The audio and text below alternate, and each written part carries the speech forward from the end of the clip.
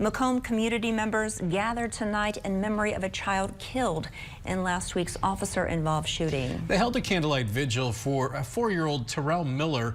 He and a suspect involved in a weekend domestic disturbance were shot and killed by police. Illinois State Police say the suspect was holding Miller hostage with a knife. The shooting unfolded after the man refused to put the knife down. Tonight, friends, loved ones, and community members lit candles in Miller's memory. He was a light in everybody's life who met him. He had a smile that would make you melt. He was my miracle baby. I'm so happy that my baby brought this community together like this because it needed it. The officers involved in the shooting have been placed on administrative leave. Illinois State Police are now handling the investigation.